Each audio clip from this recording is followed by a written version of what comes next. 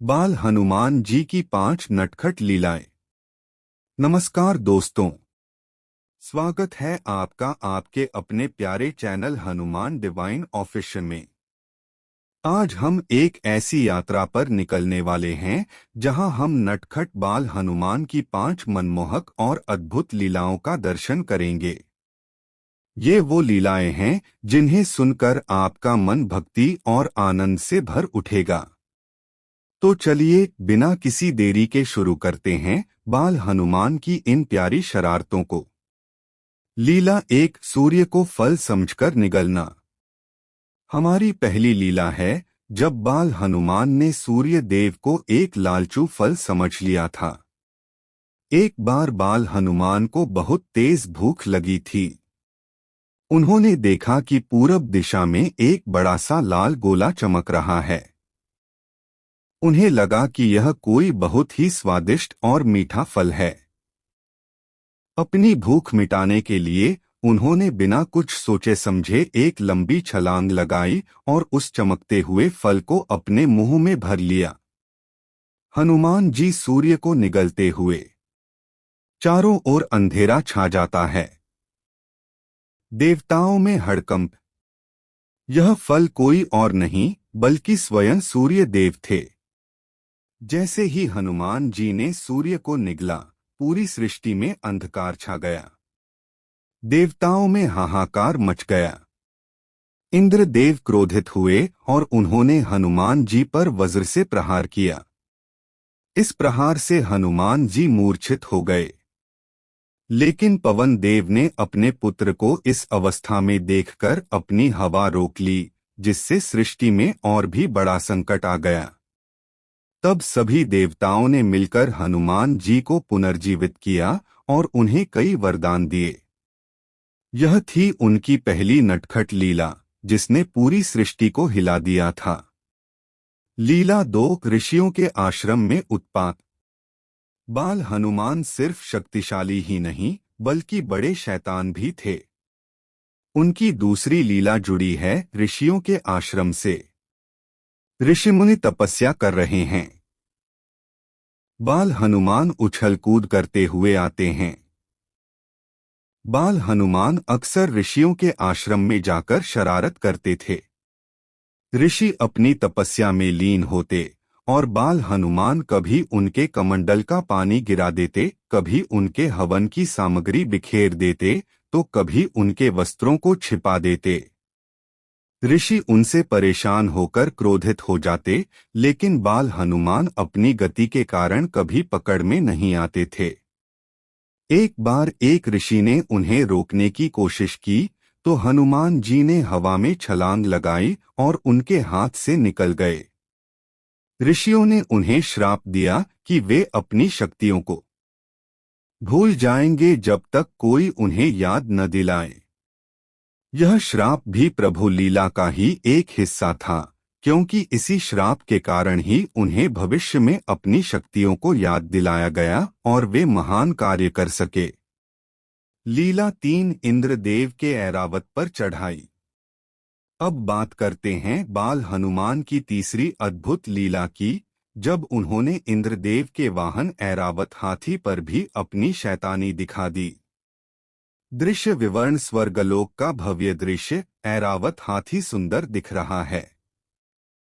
हनुमान जी वहां पहुंचते हैं। एक बार बाल हनुमान स्वर्गलोक में घूम रहे थे। उन्होंने इंद्रदेव के शक्तिशाली हाथी ऐरावत को देखा। ऐरावत अपनी सुंदरता और शक्ति के लिए प्रसिद्ध था। हनुमान जी को लगा कि यह कोई विशाल खिलौना है। दृश्य विवरण हनुमान जी ऐरावत पर चढ़ते हैं, उसे छेड़ते हैं। ऐरावत परेशान होकर चिंघाड़ता है।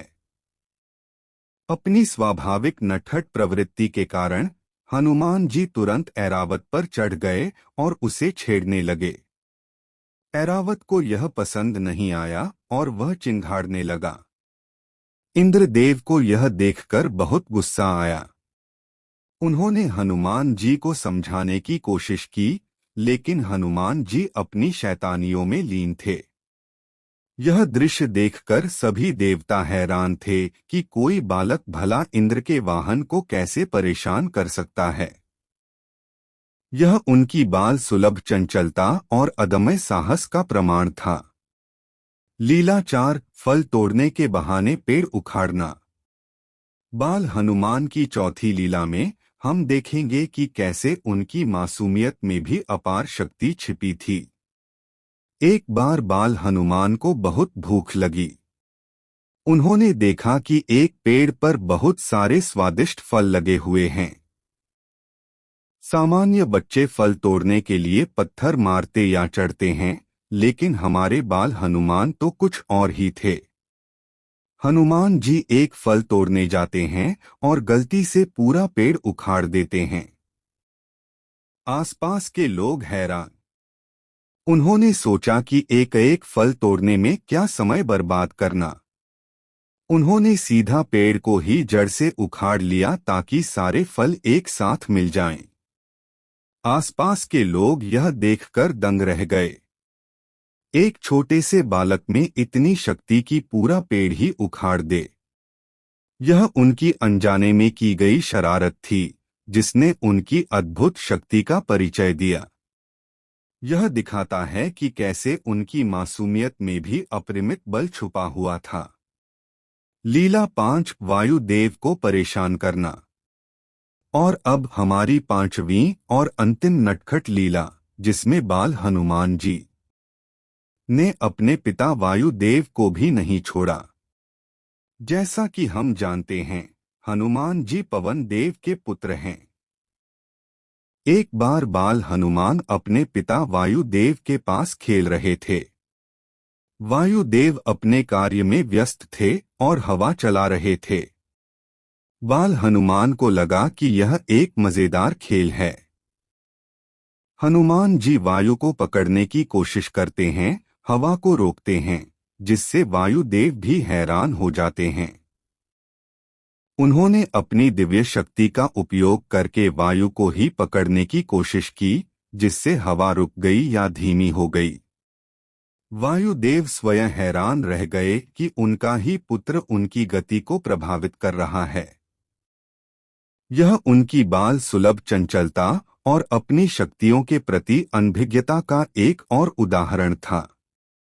उन्होंने अपने पिता को भी अपनी शरारतों से नहीं बख्शा, जिससे वायुदेव भी मन ही मन मुस्कुरा दिए होंगे। तो दोस्तों, ये थीं बाल हनुमान की 5 अद्भुत और नटखट लीलाएं, जिन्हें देखकर हम उनकी शक्ति, मासूमियत और बाल सुलभ चंचलता के कायल हो जाते हैं।